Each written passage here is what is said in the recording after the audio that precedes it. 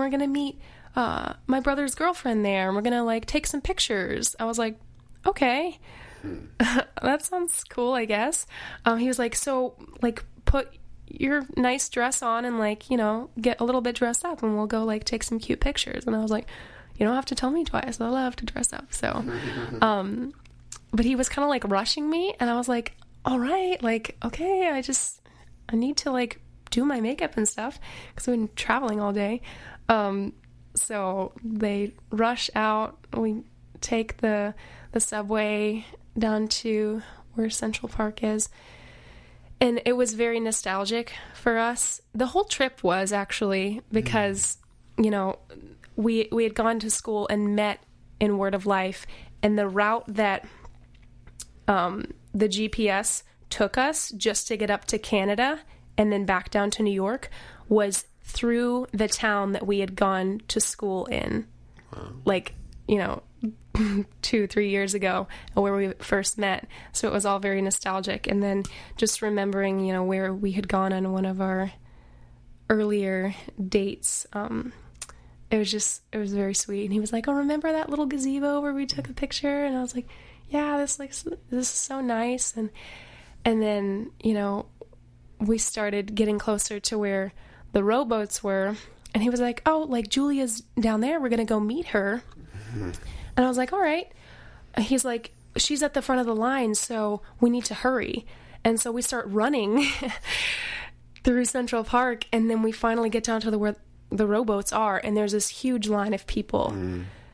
And so he, like, grabs me, and, like, we go through and cut everybody in line to get to the front. And everybody was, like, super pissed, like, how dare you? But I think the people who, you know, were working at the rowboat house, they knew. So they just, you know, they let us through. And it was the first time I had actually met his brother's girlfriend, Julia. And so I was like, hi, it's so nice to meet you. And she, you know, she gave me a hug, and she was like, all right, guys, see you later. Go have a good time. And I was like, wait a second, like, no one else is coming?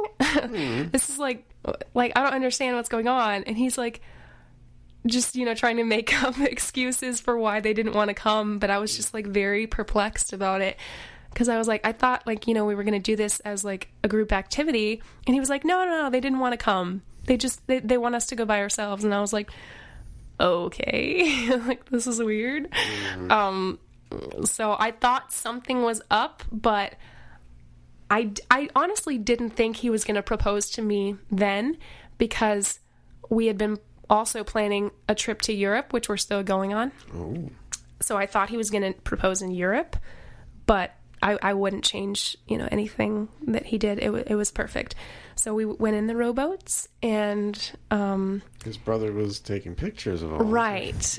So for me, it was just like he looking back, like, he was so stressed out, and I feel bad because, like, he was worried about not only getting past, like, the crowd of people. There were a ton of people.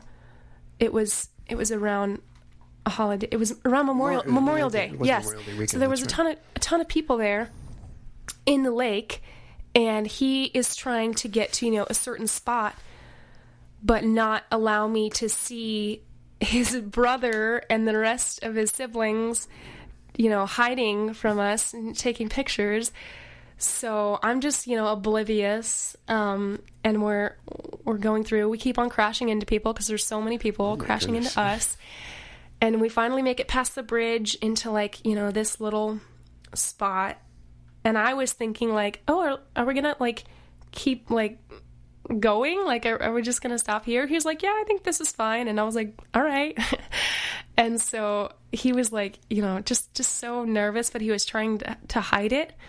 And I was like, I think he's being weird, but I'm not sure why. But I was trying to get him to look at me so I could take a picture of him, and vice versa.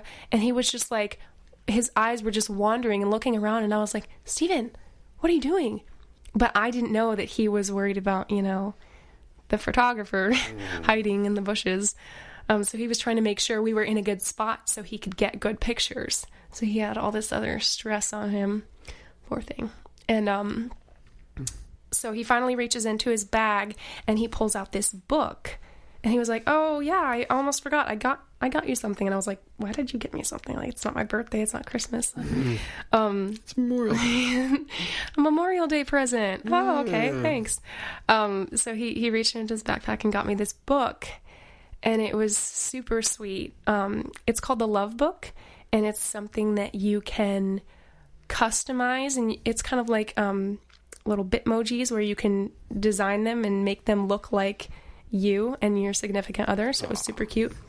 So he created this whole book, and wrote down like all of our little nuances and like our inside jokes and everything from our love story beginning to the present. And then at the end he wrote me this long love letter, and then it said ... and I turned the page and it said, "Will you marry me?" with us in a little rowboat, March 2019. Wow.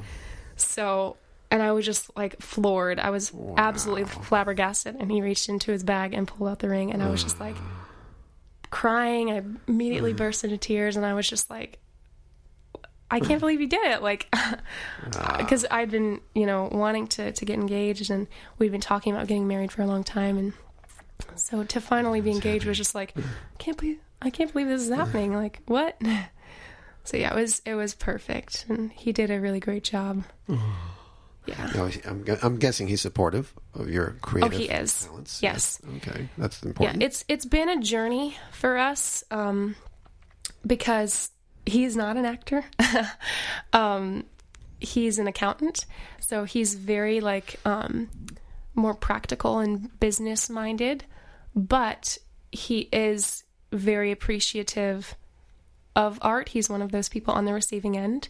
So the art that I create, he loves to see me, to watch me perform, to hear me sing, to, look at whatever weird thing I've made to sell online. He just loves all of it.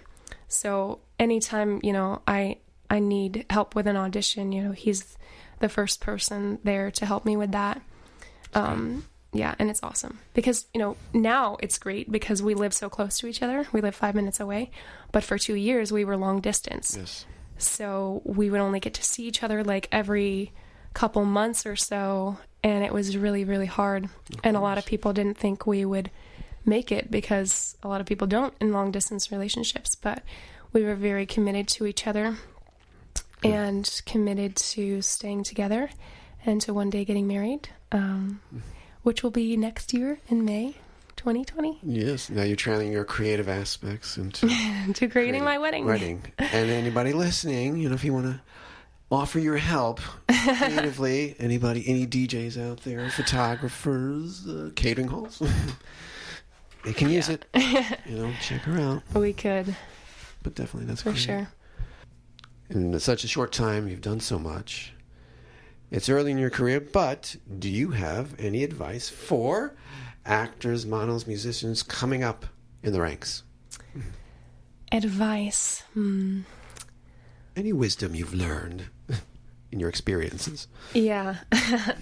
I would say that if you want to be, an artist and pursue it professionally, that you have to be all in and you have to be committed, because if you're not committed, you won't last.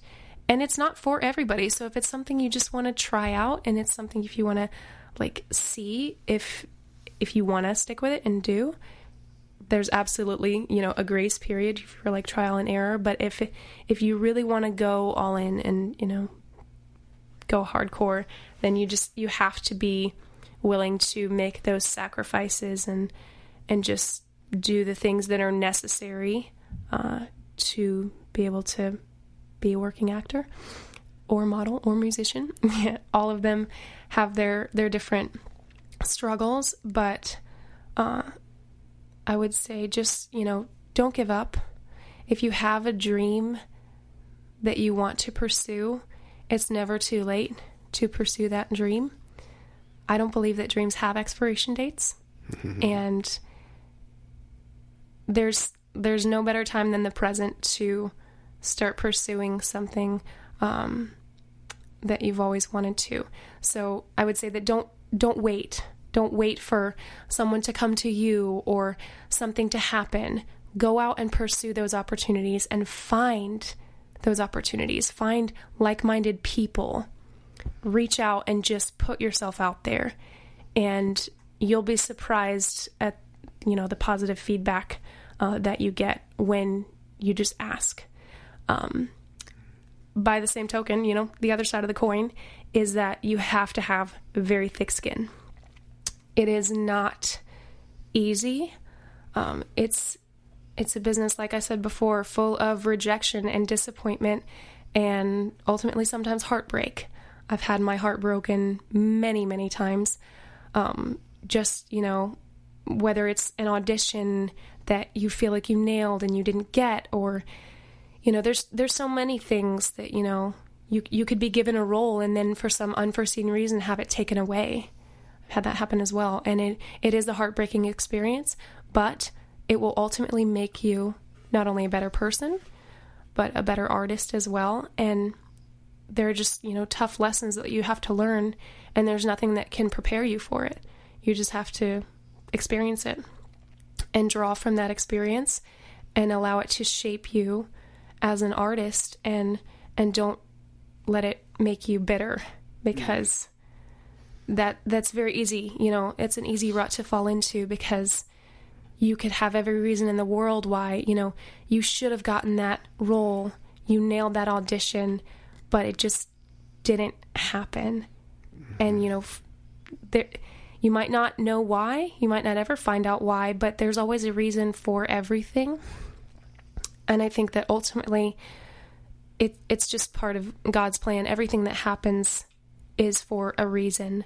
So there might be an opportunity that you feel like would be great for you in your career, but if it doesn't work out, there's something better coming down the line. So don't be discouraged by, those things you feel like you missed out on, because maybe you didn't miss out at all. Maybe that was not meant for you. It was meant for somebody else, and God has something better for you.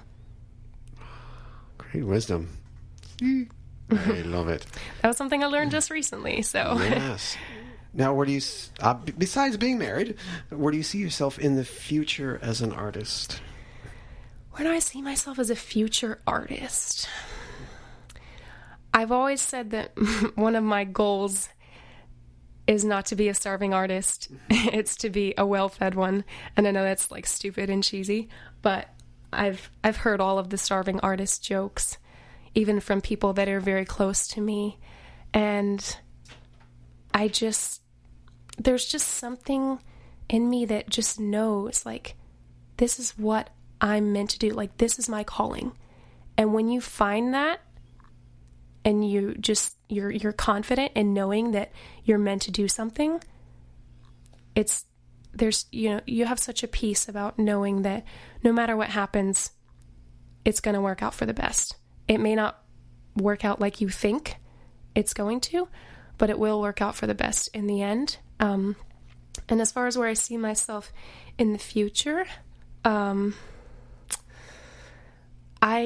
I just want to be able to live out, my life, pursue my dreams, and to just be able to enjoy time with my family, but also enjoy what I do for a living. So it's never been something I want to sacrifice. I don't want to sacrifice my passion for family or vice versa. Family obviously comes first, but I don't think that, just because you want to get married and start a family, that doesn't mean you have to just separate yourself from who you are. It has to be a part of it. So, I want to have kids. I'm planning on getting married and having a family, but, acting is always going to be a part of that in some way, shape, or form. And who knows where it'll lead me. But like I said, before, I just feel like it's something that God has called me to, and I don't know where I'm going to end up,